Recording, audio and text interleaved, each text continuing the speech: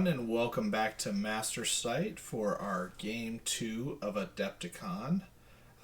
This one, we're going to have a good game. Alright, so we got Jeff Schiltgen and his Ogres. So the scenario we're playing is going to be loot. So let's go ahead and dive right in. Jeff and I have a little bit of history.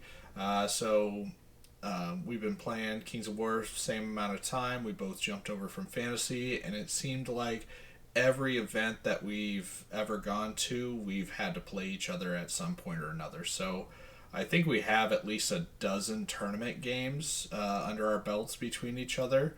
And the record's not pretty for me. So I've only beaten Jeff one time coming into this game here. And that was at Renegade a few years ago. So Jeff definitely has my number when it comes to this game here. And Jeff is playing a pretty nasty ogre list. So he has 3 regiments of warriors and a horde of warriors. He has 3 hordes of shield breakers. He has a troop of boomer chariots with the sacred horn. He has 3 sergeants, all with heavy crossbows. He has 3 warlocks. One of them has Drain Life 5. And he has Namagrok. So that comes out to 15 drops and 26 unit strength for him. All of it scoring as well. So I have 1 more drop than him with my 16 drops. This is the handsome devil himself, Jeff. So for those that don't know, Jeff is from the Minneapolis area, Minnesota. So he's only about 5 hours away from me in Omaha. So that's why we're frequent flyers, as it were. And this is the board, and I apologize, it is after I have moved for turn 1 here. So token wise, Jeff won the token roll off, so he had to place first. So there's the 1 in the middle. He placed the 1 on the right here. And then I, knowing his army, very difficult defense 6, even the defense 5 units. It's tough for me to just punch that in the face and crack it open, so I need to spread him out. So I put a token on the far left. As far as terrain goes, we have a height 1 difficult on the left here with the fence, a impassable on the bottom left with the impassable in the center area here. There is also this like L-shaped fence that's right by this one. This is a forest in the bottom center, a hill, the other hill on the right, and another forest there. And then there is a small, flat, difficult piece underneath the Shadowhawk there. So deployment, Jeff chose sides, and looking at this, if I were him, I would have deployed on the right side here, saying I want these 2 tokens because my Nightstalkers do have the speed advantage. And that's what he does here. So for my deployment, I drop scarecrows on the far left, and then a butcher adjacent to them, scarecrow or soul flares behind that, double mind screeches in the forest. I have my scarecrow horde in the middle. Right behind it is the horror riftweaver and another soul flare unit, flanked by a butcher flesh ripper. I had the Shadowhawk, another butcher flesh ripper. And then off to the far left here, we have double scarecrows, and then a soul flare behind which we have the Reaper troop and my Dread Fiend with Hex.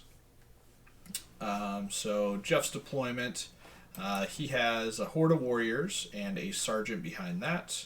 A regiment of warriors with another sergeant, regiment of warriors, horde of shield breakers. I believe this was his last sergeant here. And then he has way in the back his troop of chariots. This is a warlock. This is Namagrok here. Sorry for the poor photo. We have a horde of shield breakers. He has both of his other warlocks. The one with the staff here, that's going to be the one with drain life. He has a regiment of warriors and a horde of shield breakers. So pretty kind of standard, kind of what I was expecting to happen here.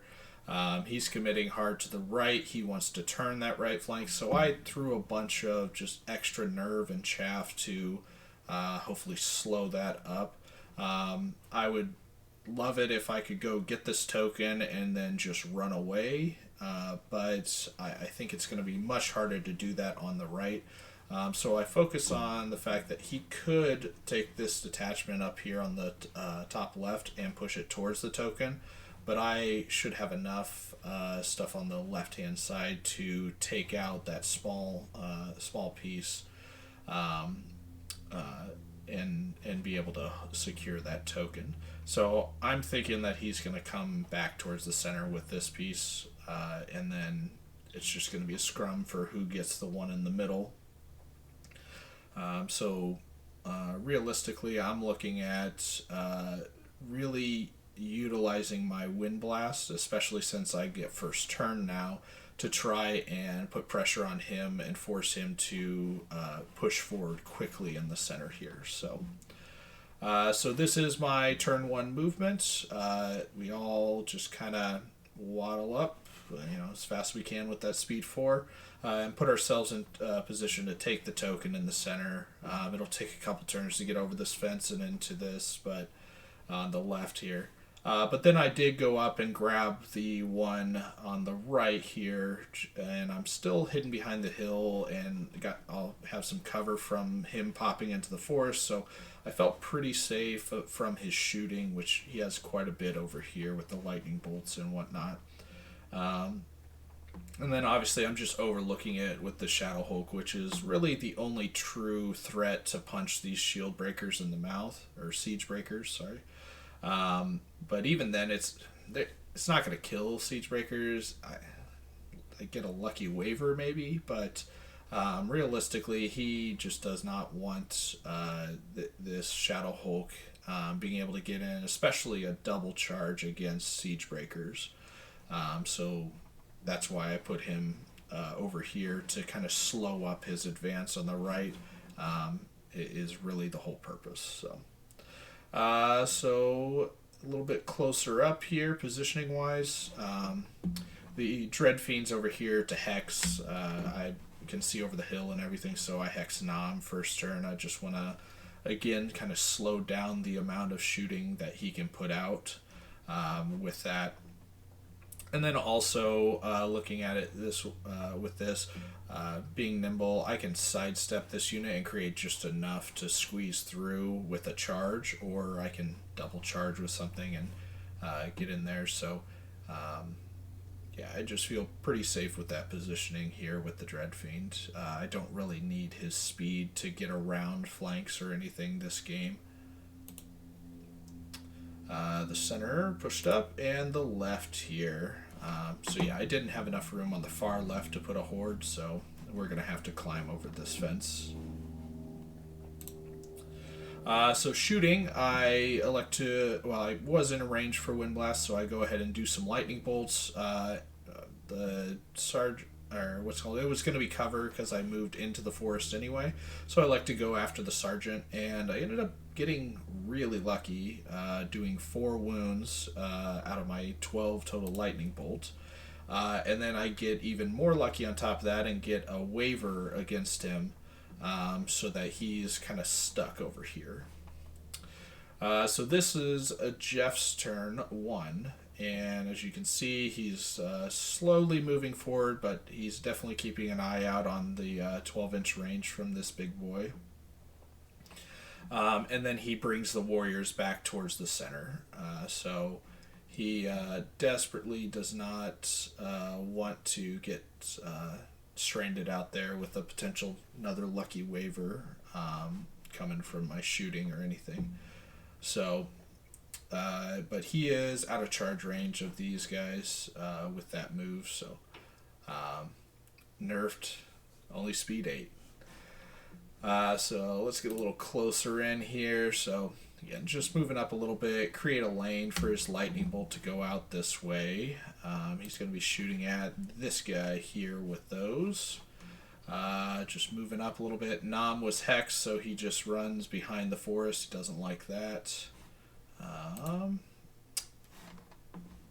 then, sorry, his hand's in the way, but Horde of Siegebreakers, and then he has another wizard and or warlock and a crossbow guy, sergeant, one or two of them to shoot through this lane here. So he goes ahead, unloads on this guy, and gets the kill.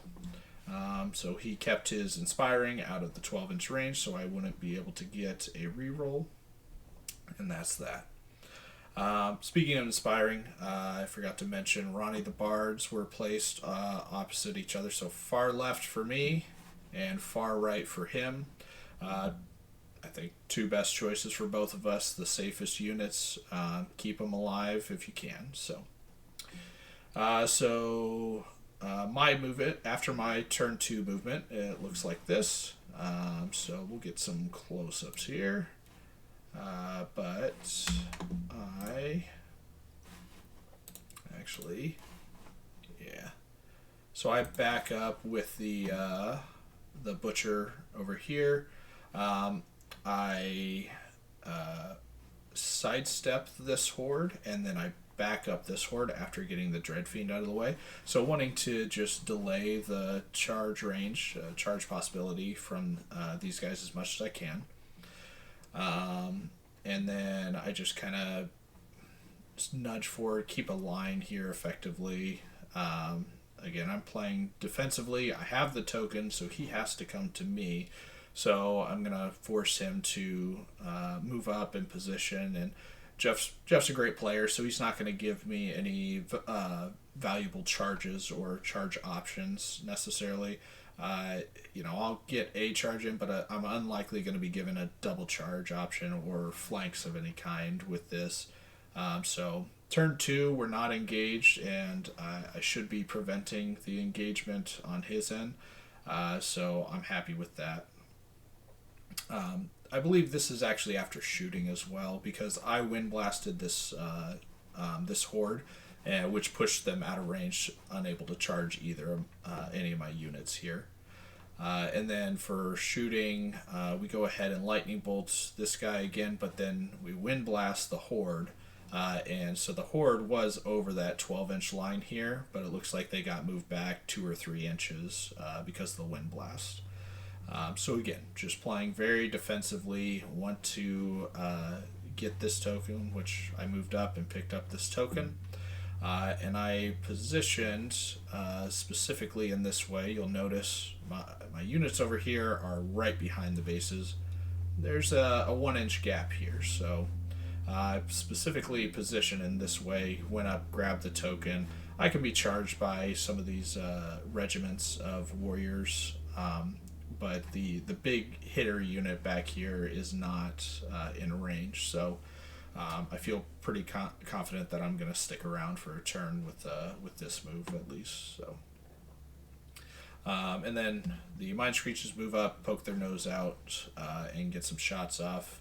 We start climbing the obstacle, and then we nimble pivot, move up to this position, so that we, if we don't kill this guy, it'll be a front charge onto him. So. So that was my movement and shooting there. And I believe I did kill the sergeant on the far left. No, I think I wavered it again with shooting. So, but a little bit better close-ups here. Actually, I did kill it this turn, so apologize. So this is where I'm looking at. I can just barely see these guys, but all they have to do is step forward or whatnot, and they're out of range. So Jeff, now seeing that I have 2 tokens here that he wants, and I'll eventually be getting the 3rd one uncontested over there, he realizes that He can't sit back and shoot. He has to push forward, which I thought was something he was going to do aggressively this previous turn. So he's doing it on turn 2 here. So he moves everything pretty well forward, and he this is the position it looks like. He gets into position. He starts shooting at the Shadow Hulk because it's one of the tall things that he can actually see over some of his stuff. Only puts a couple wounds on him, I think. Nothing too big to worry about. And this charge does a few wounds as well. But we're good. We're holding. So this is the end of his turn 2, I believe. A little bit closer line pictures. So he had put the Warrior Regiment just out in front of these guys, so double charging them wasn't an option effectively. And yeah, good move. And then obviously between the board edge and the corner that's sticking out here, my Horde of Scarecrows, I believe, can't even fit into this unit right now. So, or if they could, they couldn't get any support anyway. So, and he's just finishing positioning. So this is my turn after movements. So you notice on the right flank, I wasn't able to get into the Horde, so I went ahead and double charged the regiment with the Dread Fiend and this Horde. Again, if I can't charge it, I might as well overhang and block it off anyway. So that's what I do. I drop the token from the Butcher. He charges into the Horde of Siegebreakers. So that way I can effectively protect my flanks from the other 2 combats I care about, and I went ahead and charged this regiment because I believe I was either out of line of sight or I think I was out of line of sight, or front arc, I'm sorry, of this Siegebreaker Horde. And then I go ahead and move around. We're here facing this way. Just out of the front arc of this sergeant from getting charged, and repositioning just like so and so. And then the key thing that happened here is after I was engaged, I had that inch buffer, so I withdrew, dropped the token, and then I charged. So I'm going to take a -1 for withdrawing, but I was able to drop the token, and my Horde Riftweaver was able to move up, pick it up. And this little bastard being height 2, he's going to just say, I'm going to hide and run around with this token. So at this point, top of turn 3, Jeff realizes that this was my master plan. And so he has to play, I'm just playing keep away with the token. So the clock's ticking at this point, as it were, and he has to get this guy before the game ends, because I think we both know that he's going to chew through this right flank eventually. The only chance I have is if he rolls a Snake Eyes or flubs some roll, and it takes him 3 turns to get through a Horde instead of 2. But it could just as easily spike a roll, and it takes 1 turn to get through one of these Hordes instead of 2 turns. So, not confident that the right flank is going to hold, but it is preventing or forcing at least about half of his army to commit to this.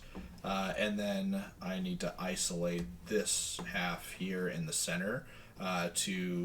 That's my goal, is to try and take out these guys, focus them, and utilize Wind Blast as well to keep this Horde alive as long as I can too.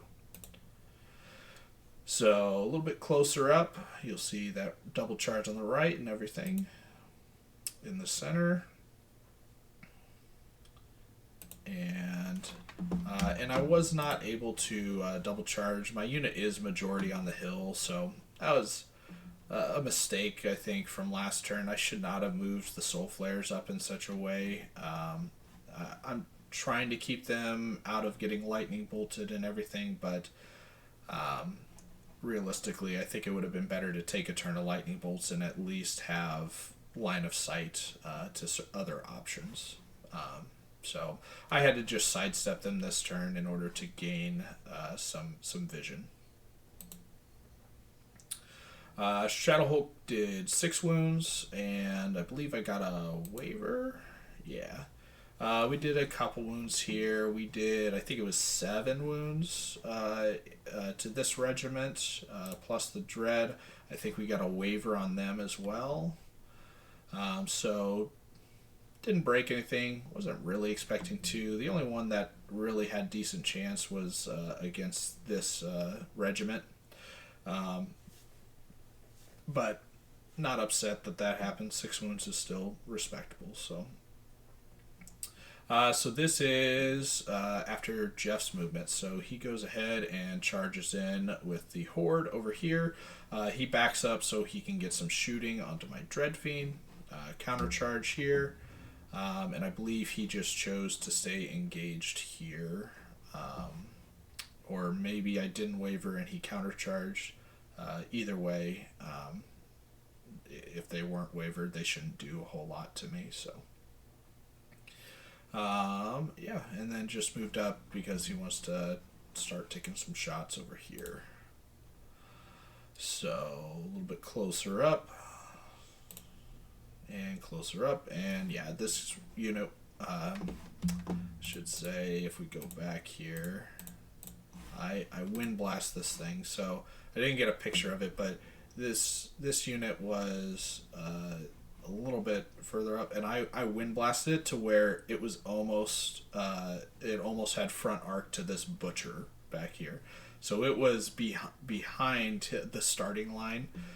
So when we fast forward to this picture here, that was the 12-inch move that he could make to get up to this position. So it was a good 3 inches behind the 12-inch deployment zone. So he realized that this wind blast is really screwing over his ability to get the numbers advantage in here. And I'm still just, maintaining my threat with these soul flares here and these ones here. So him committing here, like this, if he, when he kills this Siegebreaker Horde is going to have to look at one of them and potentially accept a flank from the other. He could possibly block it off with this unit, but it's a little bit tougher when I keep disrupting his lines like I have been.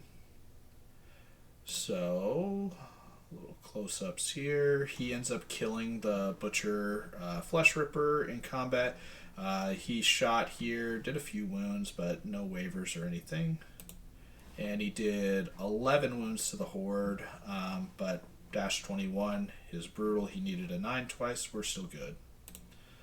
And then this one was a little surprising because the Horde was already wounded, but he failed to kill this Horde, which I'm not going to be upset about it because it just blocks up this Siegebreaker unit for another turn. But I was looking, if this unit died, reforms for this Horde of Siegebreakers were going to potentially allow me to get a flank or from one of those 2 units here. So I was a little, I was fine with it. But and I forgot to mention, last turn shooting phase, I did 4 wounds again with the lightning bolt from one of my mind screeches. I think I used the other one for wind blasting, and wavered him again. So he had to stay there, reform to take the butcher's charge in the front here. So, which is what I did this turn. So this is top of 4. And I go ahead and just sidestep my units here. I'm bringing around the Rosie. So I looked lineup wise. His Horde will not collide with my unit here after I countercharged.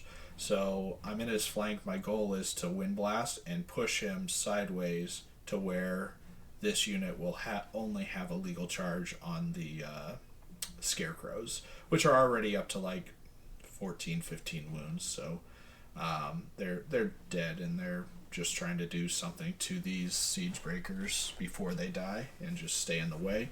And obviously we're just walking away with the token right now. So I'm looking, one more turn and I should be able to get behind the forest here is the goal. And then I'm thinking that this charge here should be just fine. And even in the front, I should have pretty good odds of at least wavering this unit. And then I finally pick up the token on the left. A little bit closer here. And on the right, I go ahead, countercharge the horde. I charge back into the regiment, and then that gives me enough room to where my horde can charge these siege breakers, which they dropped the token. The Reapers sidestepped and picked it up. So we're just, one wave at a time. And ideally, hopefully, enough waves will crash against the shield breakers' big shields that they break, but I'm not expecting that by any means.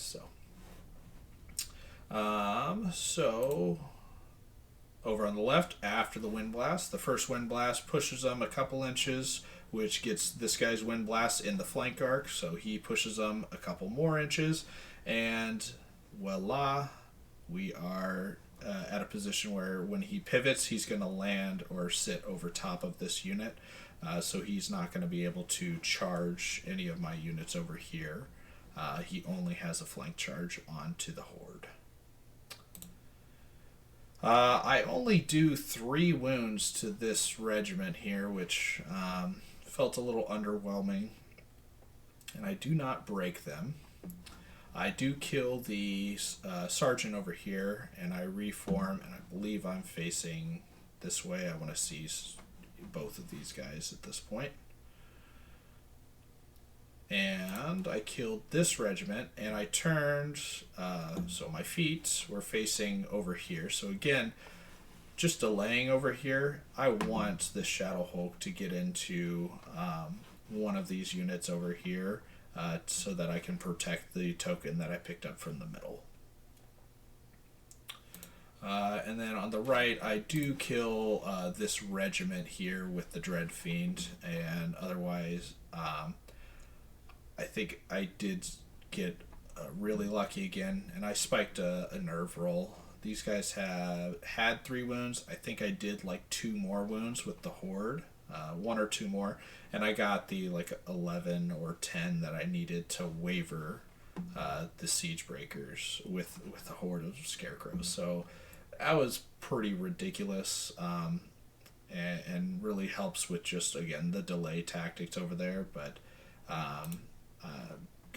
gotten pretty lucky so far. Oh, and I guess I did have Dread Bubble in range, so it might have been like a 9 I rolled, but still, definitely appreciate a waiver when you're not expecting to. So this is what the board looks like at the end of my turn 4, so top of 4 to Jeff. He takes the obligatory flank that he has to, countercharges in the front, and he goes ahead and double charges my Soul Flares here with his last remaining sergeant and the regiment. And then he takes the chariots into the flank, but they are hindered. And he moves Namagrok forward in such a way that it'll block off charges, at least this way, so I can likely, withdraw a pivot and get to like one of these units over here. But he wasn't able to block everything, but he was able to block the important units. So, and then the right flank, he goes back into the horde. I had backed up with my Dread Fiend after killing the regiment, so he elects to just keep shooting at him. And then this unit was wavered, so he just stays put. He kills the horde, wavers the Dread Fiend with the shooting. He does a few more wounds, but fearless, Shadow Hulk, it's all fine.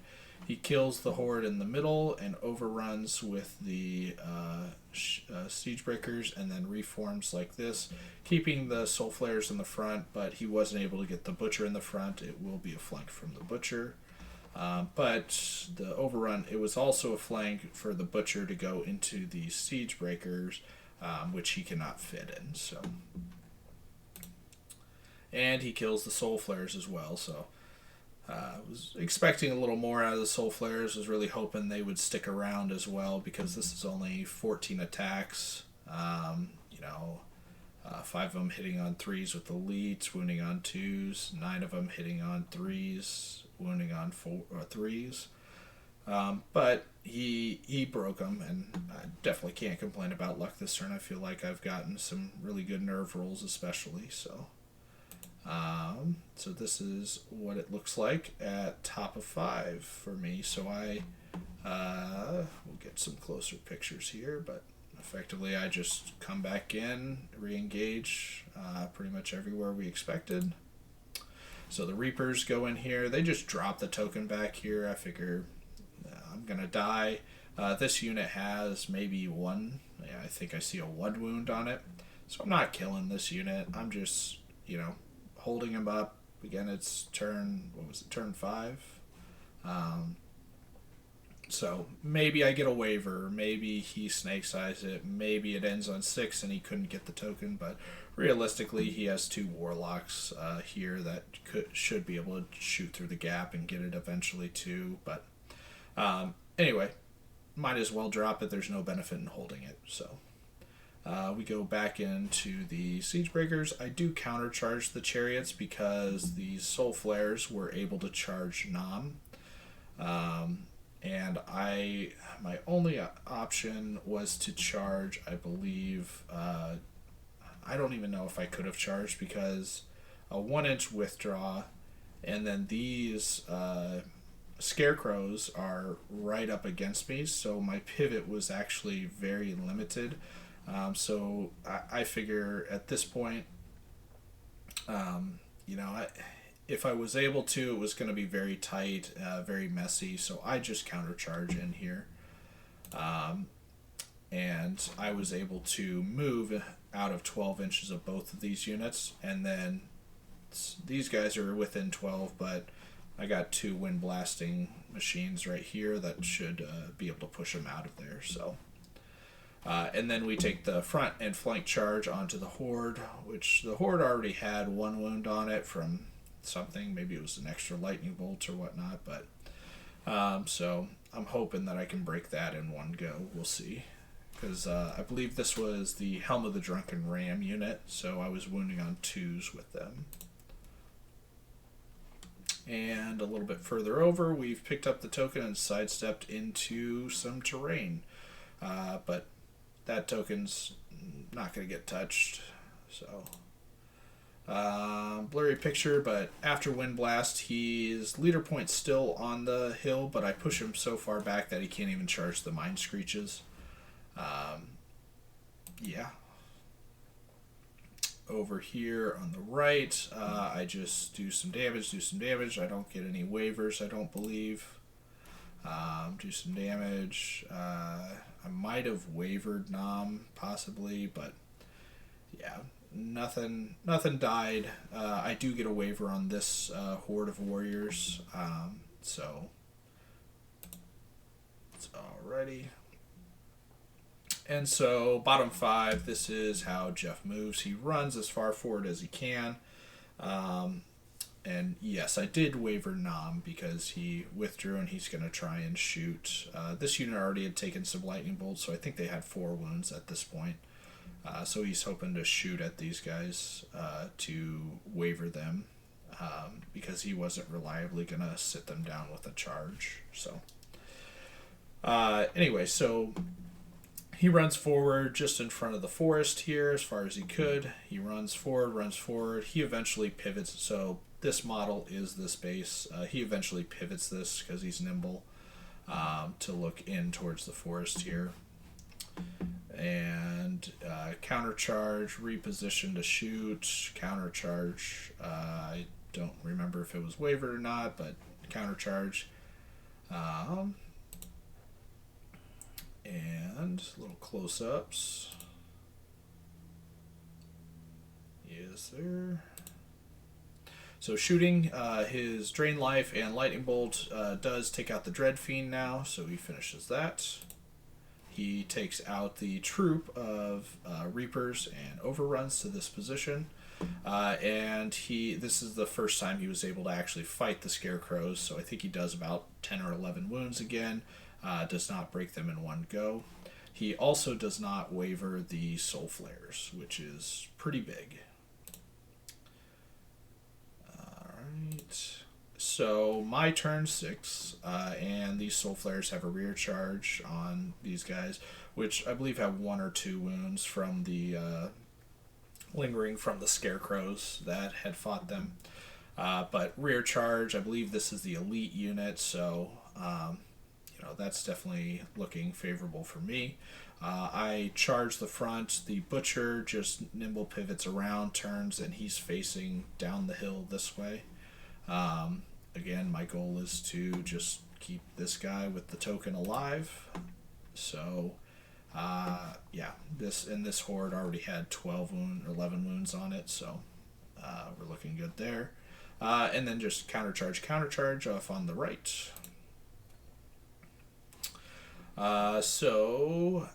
My movement as well over here, this is how his guys actually pivoted. So I moved my Mind Screeches up, this one leader point out of the forest, this one not, but both facing this way. And Horror Riftweaver, even though he's a monster, he's only height 2, so I am hiding behind my height 4 Mind Screeches. Over on the right, I believe I get a lucky waiver again against this unfortunate Siegebreaker horde. I do kill off both the hordes here, the warriors and the Siegebreakers.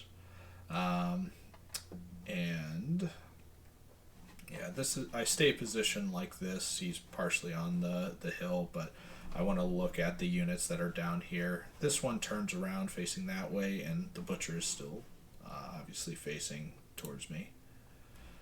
So I shoot Lightning Bolt. I do 7 wounds, or I've gotten him up to 7 wounds.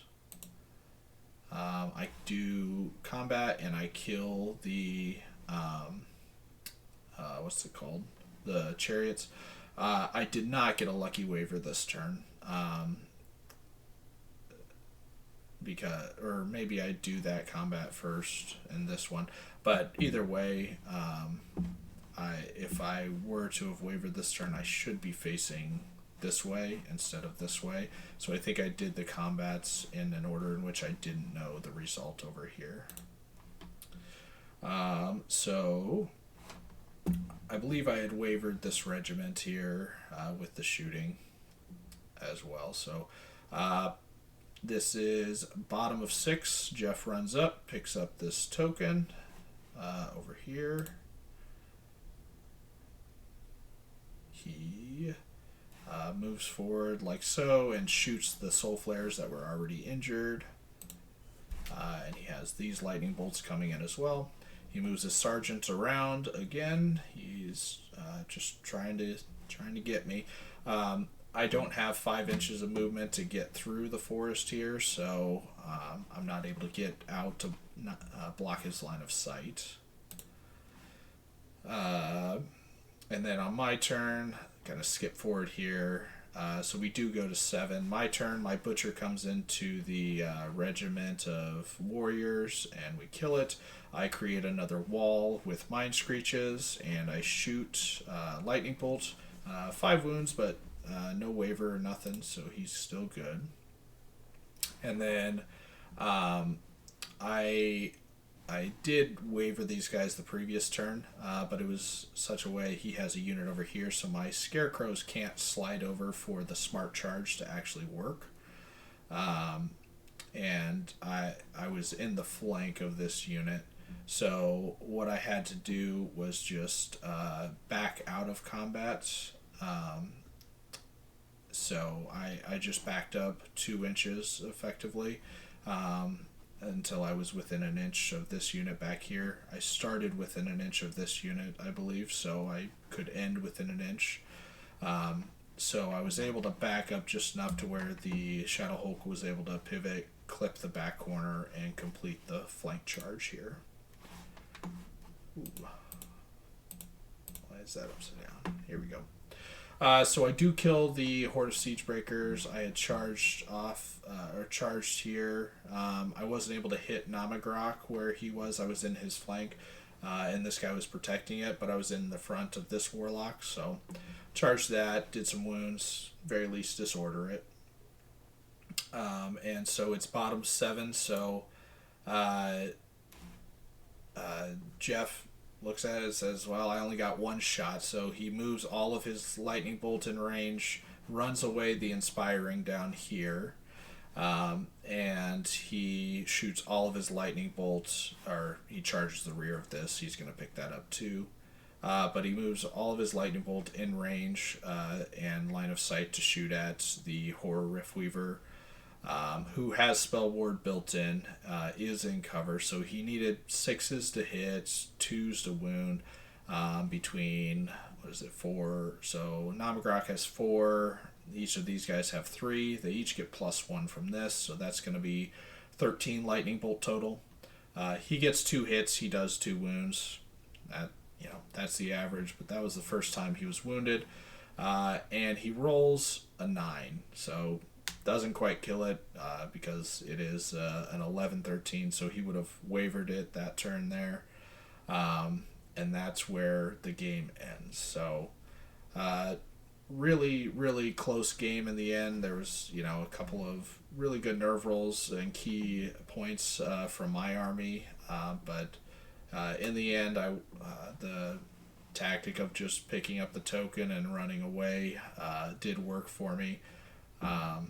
It was really the only way I could see beating Jeff's type of list. So not the way I want to play, but the way that I had to play in order to win. So, but Jeff's just a great guy, great opponent. He played it really well. And afterwards, we were talking, and I don't think this is going to happen to him again because we just discussed the way Wind Blast works and how I was able to really just abuse the power of Wind Blast in this game to really get a win, where if he would have utilized his pieces to block up the Wind Blast, put something behind it, prevent those types of movement shenanigans, then he would have been able to stop it and get some advantage and likely come out the victor in the end. So but Jeff's a great guy. We had a great game, and he was I think really excited, flustered just because of the ability of the Wind Blast. And we've played once before with Nightstalkers versus Ogres, but that was when Banner of the Abbotshire was in his list, and I told him the spell ward is huge against the Wind Blast, and since he doesn't have it anymore, he'll have to protect against it in other ways. So again, really great game. In the end, I did not get his Ronnie. I got less than 1,500 kill points, so I missed out on 2 possible points. So I got a total of 18 out of the possible 20 this turn. So we're going into game 3 with 38 out of possible 40. So feeling pretty good about that. And yeah, so thanks to everybody for watching. Really appreciate it. Leave comments, likes if you have any questions or concerns. Appreciate everybody. See you later.